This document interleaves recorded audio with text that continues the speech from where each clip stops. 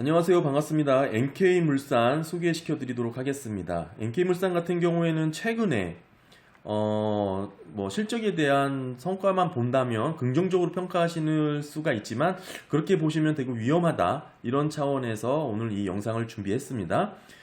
보시는 것처럼 NK물산에 대한 자산은 총 690억 원이고요. 그리고 부채 69억 원, 자본 621억 원 이렇게 잡혔습니다. 보시는 것처럼 꾸준히 규모가, 외형이 커지고 있는 거 보실 수 있고요. 이런 모습만 보게 되면 매우 건실한 기업의 모습을 보실 수가 있죠. 자산 세부 구성을 보시면 현금 300억 원, 그리고 종속기업 관계기업 투자 251억 원, 그리고 더 보시게 되면 투자 금융자산 24억 원, 매출 채권 92억 원, 나머지는 전무하죠. 특히 유형자산, 무형자산, 사용권자산, 영업에 실질적으로 필요한 그런 자산이 미비하다라는 점은 이 기업이 뭐 하는 회사인지 조금 의문점을 갖게 하는 그런 자산의 구성입니다. 계속 살펴보겠습니다. 보시는 것처럼 이 기업은 표가 잘 보이실런지 모르겠지만 이 NK물산의 분석에서 종속기업 및 관계기업 투자, 이 부분이 가장 큰 비중을 차지하기 때문에 살펴봐야겠죠. 보시는 것처럼 여러 업체에 타법인 투자를 하고 있습니다. 결국에는 복잡하게 투자를 하고 있지만 요 관계법인, 타법인 투자 이 표 하나로 여러분들이 간단하게 이해하실 수 있는데요. 기업을 사고 파는 것은 NK물산 주식 분석에 있어서 중요한 포인트죠. 2020년도에만 해도 지금 밑에 재무 현황 현금 흐름에서 보실 수 있겠지만 금융자산 81억을 처분하고 취득 38억 하고 또 종속 관계기업 투자 90억 있고 계속해서 사고 팔고 이렇게 좀 많이 하고 있는 기업입니다. 그래서 이 표를 좀 들여다보시면 좋겠고요. 2020년 새로 취득한 회사들도 있습니다. 보시는 것처럼 UF 오프 프로덕션, 또한 버킷 스튜디오 같은 경우도 투자 금액 10억 원 들었고요. 아스트코 코스메틱도 90억 원 정도 이렇게 좀 투자가 이루어졌습니다. 매각한 기업도 있죠. 포비스티 NC, 발음도 좀 어렵고요. DSC 패션도 이렇게 좀 매각을 했습니다. 그리고 에어뱅크도 매각을 했고요. 이 외에도 지금 단순 투자 목적으로 사고 판 기업들이 많이 있습니다. 결국에는 지금 이 타법인 투자 관련해서 종합해 보면은 152억 원이 기말 기준으로 264억 원이 되었습니다. 즉 결국에는 미래 ING 코스피 상장 기업이죠. 이 부분에 대한 22억 원 지분법 이익이 이렇게 잡혔고요. 아까 누누이 설명드리지만 지분법 이익 같은 경우에는 실질 현금이 들어온 것이 아니고 미래 ING 당기 순이익에 대한 투자 지분에 대한 NK물산의 몫이다. 이렇게 회계상 수치다. 이렇게 이해하시면 되겠습니다. 2020년도 관계기업 투자를 어떻게 했나 보시게 되면은 마찬가지로 지금 총 250억 원 이렇게 보여지고 있고요. 그리고 또한 이제 미래 ING, MI, 이렇게 아스메 코티메틱 해서 취득한 금액이 총 이 금액 보시는 것처럼 89억 원 이렇게 잡혀 있고요. 그래서 지분법 손익 난 부분도 있고, 손상 파손된 부분도 있고 해서 결국에는 250억 원 이렇게 산정된 부분들 보실 수가 있습니다. 또한 이제 지금 보시면 미래 ING에 대한 금액이 153억 원 잡혔죠. 근데 아까 상단에서 보시게 되면 미래 ING에 대한 금액이 126억 원 잡혔습니다. 이 차이를 궁금해 하실 수 있어서 준비를 했습니다. 공정가치 126억 원, 장부금액 153억 원. 이 차이는 이 미래 ING에 대한 코스피 상장 기업이다 보니 유가증권, 즉 시장성 있는 주가로 평가를 한 것은 이 공정가치고요. 이 장부금액 자체는 실질적으로 104억 원 주고 이 주식이 올라서 126원이 된 것이고요. 장부금액은 무엇이냐? NK물산이 갖고 있는 지분의 몫을 이 미래 ING가 당기순이익을 올렸을 때 그 금액을 계산한 겁니다. 두 가치가 좀 차이가 있죠. 뭐 그렇게 큰 의미를 갖고 있는 건 아니고요. 공정가치 같은 경우에는 미래 ING의 주식가치다. 장부금액 같은 경우에는 미래 ING의 당기순이익을 반영한 가치다. 이렇게 이해하시면 될 것 같습니다. 이 기업은 현재 KOP라는 종속기업을 갖고 있고요. 그리고 아까 말씀드린 이 관계기업들을 이렇게 갖고 있습니다. 총 373억 원 규모를 보유하고 있고요. 미래 ING의 장부금액 또한 아까 말씀드렸다시피 여기서 126억 원, 아까 말씀드렸죠? 주가에 대한 시장 가격이다, 이렇게 이해하실 수 있을 것 같습니다. 결국에는 뭐 이렇게 큰 금액이 차이가 있더라도 이제 당황하지 않고 이해하실 수 있게 되죠. 매출채권입니다. 매출채권 보시는 것처럼 손실충당금이 17억 원 잡혀서요. 장부금액 68억 원 이렇게 되어 있습니다. 단기 대여금 돈 빌려주고 못 받을 것 같은 돈이 약 9억 원 정도 있는 거죠. 22억 원 남았고요. 미수금 마찬가지로 결국에는 못 받을 것 같은 돈이 총 27억 원 정도 있다. 28억 원 정도 있다. 이렇게 보시면 되겠습니다. 당기손익 공정가치 금융자산입니다. 기업이 갖고 있는 자산에 대한 그런 부분을 보실 수가 있고요. 금융자산 24억 원 수준입니다. 시장성 있는 증권은 주식은 미비하고요. 없는 게 대부분을 차지하고 있죠. 23억 원. 이런 부분들 좀 잘 눈여겨서 보시면 좋습니다. 어떤 기업에 투자를 했냐? 시장성 있는 주식입니다. 시장성 있는 주식 뭐 이렇게 있고요. 공정가치 보시는 것처럼 이렇게 나와 있습니다. 또한 중요한 포인트죠. 취득원가는 2억 3천만 원인데요.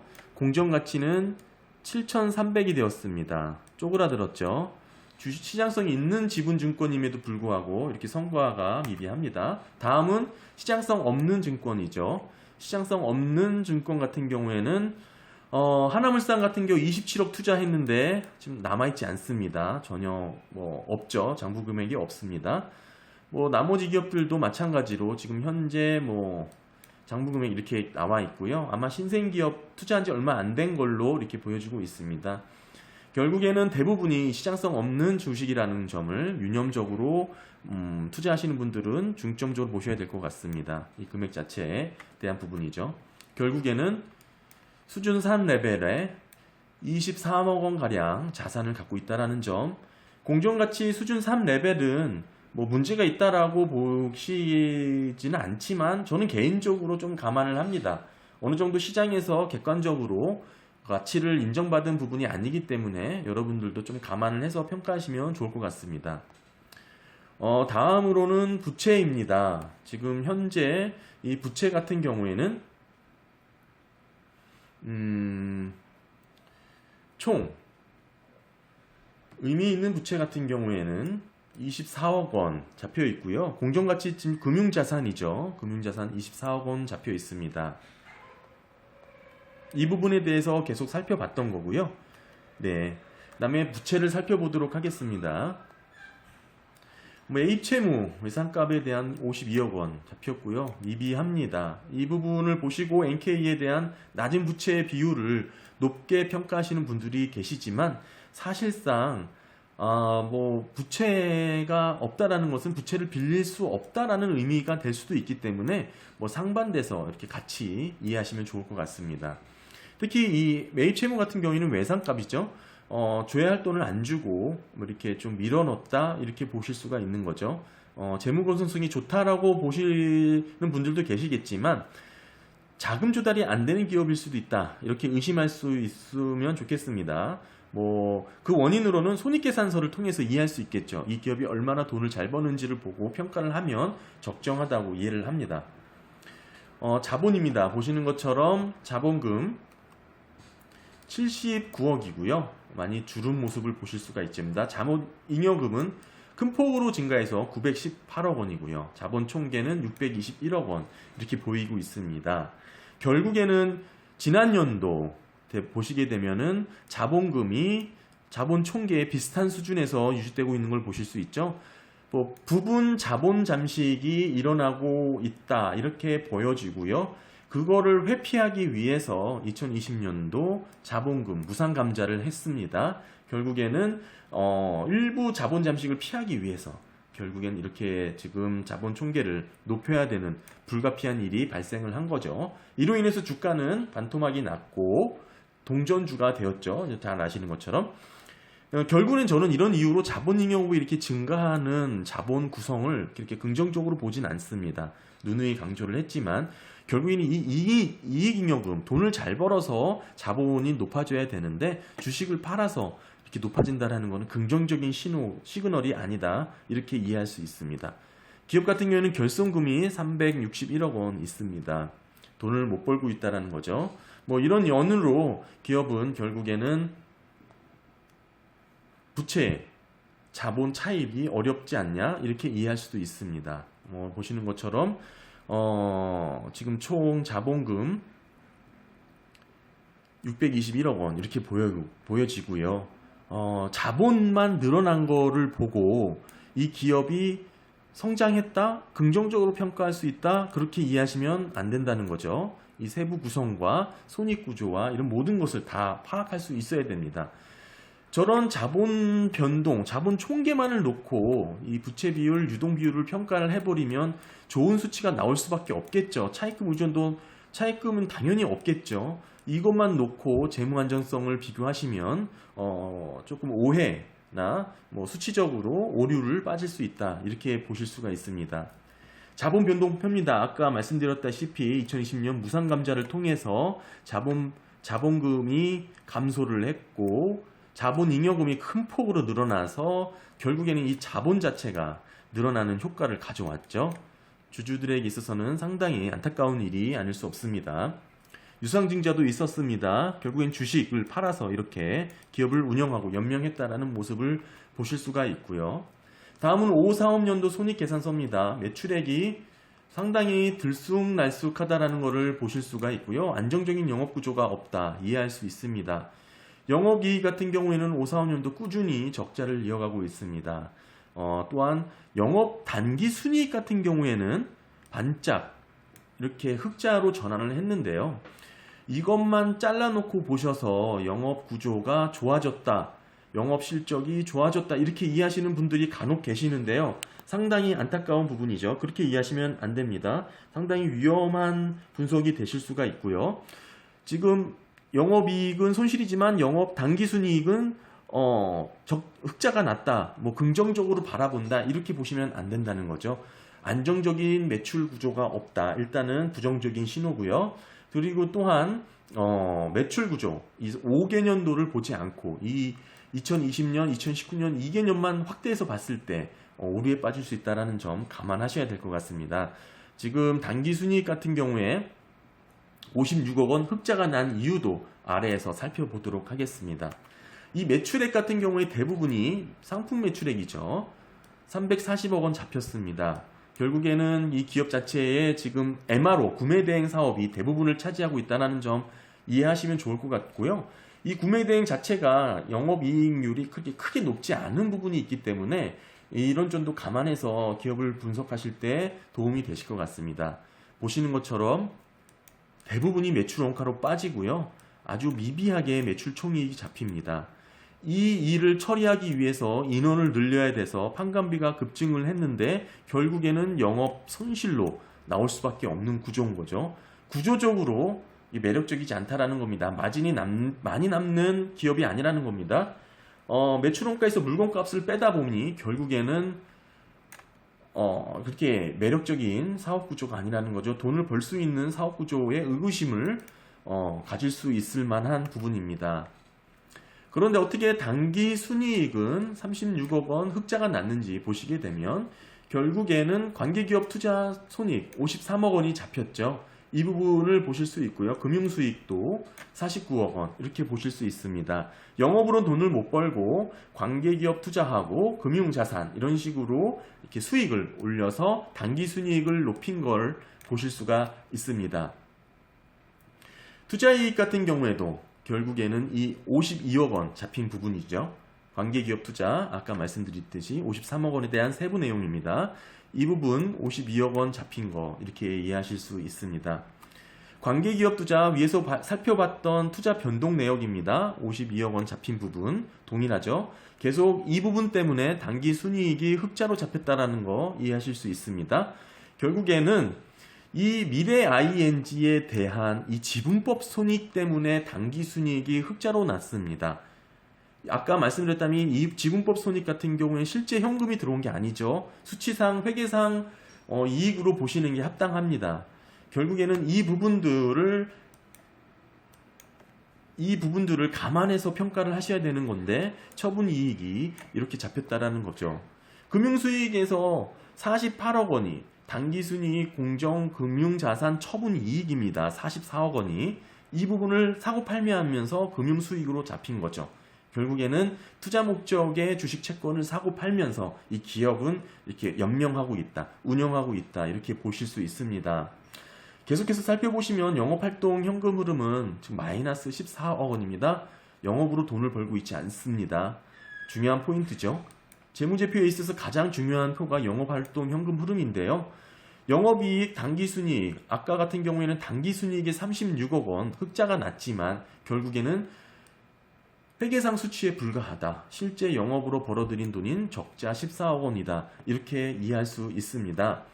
결국에는 이 관계기업 조정 내역을 살펴보시면 영업활동 현금 흐름의 조정 내역을 살펴보시면 관계기업의 투자 이익 52억 원 실제 현금이 들어온 게 아니기 때문에 차감을 하는 거고요. 금융자산 처분도 마찬가지로 44억 원 실제 현금이 들어온 게 아니기 때문에 차감을 합니다. 결국엔 단기 순이익 이익이 잡혔어도 실질 영업으로는 적자다 이렇게 이해할 수 있습니다. 투자된 부분은 어디냐 48억 원 보시게 되면 마찬가지로 관계기업에 투자하고 또 금융자산에 투자하고 이런 내용이 있습니다. 결국에는 이 기업 같은 경우에는 아스트트 코스메틱 비상장 기업 90억 원 투자를 했던 부분하고 단기순이익의 금융자산 처분과 취득을 샀다 팔았다 하면서 뭐 이렇게 기업을 매매하면서 이런 식으로 투자를 활동을 하고 있는 거죠. 즉 기업 본연의 가치를 높이기 위한 투자는 미비한 부분을 보실 수가 있습니다. 이 기업 자체의 뭐 성향이라고 특징이라고 이해하실 수가 있습니다. 재무활동으로는 유상증자 부분이죠. 169억 원이 잡혔고 이 부분으로 인해서 결국에는 이 투자나 이런 부분을 할 수 있었다라고 이해하실 수 있습니다. 영업으로 돈을 못 벌고 기업으로 투자를 할 수 있었던 이유가 결국에는 이 유상증자를 통해서 주식을 팔아서 타기업 투자도 하고 뭐 이렇게 기업을 운영했다 이렇게 이해할 수 있는 겁니다. 영업성 현금 결국에는 이렇게 남았고요. 기초 영업에서 이렇게 남았습니다. 돈을 오히려 남은 거죠. 유상증자로 169억 원을 조달을 해서 뭐 투자할 거 하고 기업 쓸 거 쓰고 남은 현금이 85억 원이라는 겁니다. 이 금액이 이렇게 늘어난 거고요. 긍정적으로만 보기에는 조금 부족한 면이 있죠. 또한 보시는 것처럼 이 기업 같은 경우는 퍼가 지금 7배가 나오죠. 왜죠? 아까 영업 당기순이익으로 계산을 했기 때문에 그렇습니다. 보시는 것처럼 당기순이익이 지금 36억 원 흑자로 나왔기 때문에 영업활동 현금 흐름 감안하지 않고 보시게 되면 표가 7배로 나옵니다. 상당히 오류에 빠질 수 있는 부분인 겁니다. 이렇게 투자를 하시게 되면 상당히 위험한 부분을 나타낼 수 있죠. 그래서 이 기업 같은 경우에는 차라리 보시죠. 5개년도 영업 흐름을 비교해 놓고 보시게 되면 2020년도만 특별하게 단기 순이익이 잡힌 겁니다. 쭉 오히려 이런 영업이익을 가지고 평가를 하는 게 더 적절하다고 보시고요. 그런 부분에 있어서 이 기업 같은 경우에는 타법인 투자, 금융자산의 투자 이런 성과에 따라서 요동을 칠 수 있다. 변동폭이 커질 수 있다. 상당히 위험성이 높다. 이렇게 보실 수가 있습니다. 이 부분 균형해서 평가하셔야 될 부분이고요. 영업활동 현금 흐름 큰 차이를 나타내고 있다. 이런 부분도 투자에 주의해서 접근하셔야 될 것 같습니다. 결국에는 기업이 본연의 영업 성과와는 무관한 실적을 보이고 있고요. 지금 금융자산, 뭐 타 관계기한 투자, 뭐 이런 부분에 의해서 당기순이익이 변동되고 있다는 점, 좀 매우 불안한 부분을 보이고 있죠. 기업이 특별히 영업 구조가 안정적이지 못하다는 것은 물론이고, 안정적인 매출처도 지금 보이고 있지 않고요. 그래서 각별히 투자에 주의를 하셔야 될 부분으로 보여집니다. 결국에는 이 주식을 팔아서 연명하고 있다라고 밖에는 볼 수가 없는데요. 특별히 이 단기순이익의 흑자가 났다고 뭐 이렇게 긍정적으로 평가할 만한 부분은 하나도 없었다. 이렇게 정리를 할 수 있을 것 같습니다. 오늘도 이렇게 간단하게 NK물산 기업에 대해서 알아봤습니다. 감사합니다.